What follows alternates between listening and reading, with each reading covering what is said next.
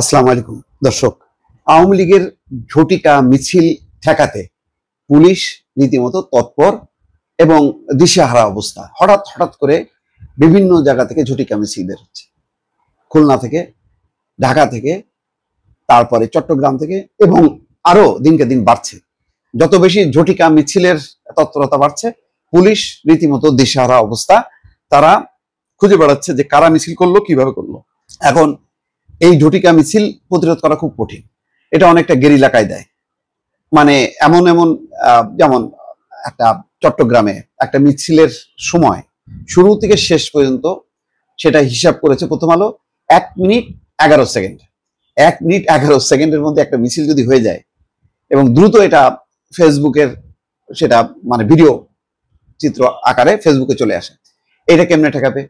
তারপরে দক্ষিণ গেট থেকে আওয়ামী লীগ কার্যালয়, সব মিলায় 3-4 মিনিট। এই সময়ের মধ্যে পুলিশ খবর পেয়ে সেই জিনিসগুলিকে প্রতিরোধ করা তো কঠিন। খুলনাতে আজকে একইভাবে ঝটিকা মিছিল। এখন ঝটিকা মিছিল আতঙ্কে পুলিশ। সর্বশেষ যে খবর সেটা হচ্ছে খুলনা নগরে আওয়ামী লীগের ঝটিকা মিছিল, নেতা কর্মীদের খুঁজছে পুলিশ।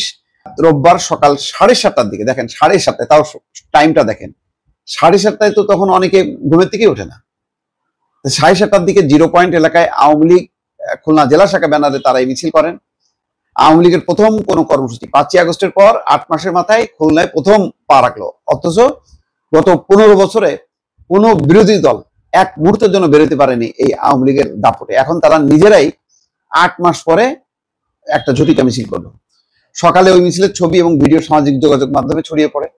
ওই ভিডিও এবং ছবি দেখা যায় একদল লোক ব্যানার নিয়ে 0 পয়েন্ট এলাকায় বিক্ষোভ করছে। ব্যানারে শেখ মুজিবুর রহমান এবং শেখ হাসিনার ছবি। এই সময় শেখ হাসিনা ভয় নাই, রাজপথ ছাড়ি নাই, শেখ হাসিনার সরকার বারবার দরকার, শেখ হাসিনা ফিরবে আবার বীরের বেশে প্রভৃতি স্লোগান দেওয়া হয়। আওয়ামী লীগের নেতাদের কেউ কথা বলতে রাজি হয়নি। তবে ডুমুরিয়া উপজেলা আওয়ামী লীগের এক নেতা বলেন, আমাদের নির্দেশনা ছিল মিছিলে পরিচিত কোনো মুখ থাকবে না, এই কারণে উপজেলা এবং ইউনিয়ন পর্যায়ের অপরিচিত নেতা কর্মীদের দিয়ে মিছিল করানো হয়েছে। 0 পয়েন্ট এলাকাটি খুলনা মেট্রোপলিটন পুলিশের হরিণ টানা থানার মধ্যে। থানার ভারপ্রাপ্ত কর্মকর্তা খালিল বাশার বলেন, হঠাৎ গাড়ি থেকে নেমেই ঝটিকা মিছিল করে পালিয়ে গেছে আওয়ামী লীগের নেতাকর্মীরা। সকালের দিক হয়, এই সময় রাস্তাঘাট অনেকটা ফাঁকা ছিল, পুলিশ মিছিলকারীদের আটক করতে তৎপর আছে। এই হচ্ছে অবস্থা। এখন গেরিলা কায়দায় আওয়ামী লীগ একটা যে গণতান্ত্রিক রাজনৈতিক দল ছিল, এখন আছে এটা বলবো না, 5ই আগস্টের মধ্য দিয়ে একটা ফ্যাসিবাদী দল এবং শাসন খাত হয়েছে। ফলে এটা গণতান্ত্রিক দল কিনা বলা মুশকিল। তবে এখন তারা গণতান্ত্রিক কায়দায় মিছিল করছে, কিন্তু সেটা আবার গেরিলা কায়দায় ঝটিকা মিছিল যেটার নাম বলা হচ্ছে।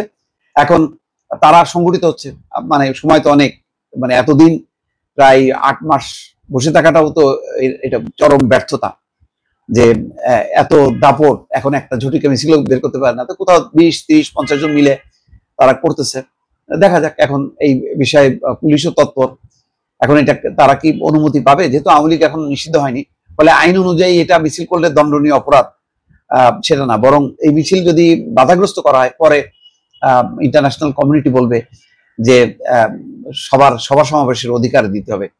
কিন্তু এই অধিকার তো জনগণ আসলে কেড়ে নিয়েছে এবং এটা যুক্তিসঙ্গত যে এমন একটা ফ্যাসিবাদী শাসন ছিল যে শাসনটা দমন করতে শত শত মানুষ, হাজার হাজার মানুষ বুকের রক্ত দিতে হয়েছে।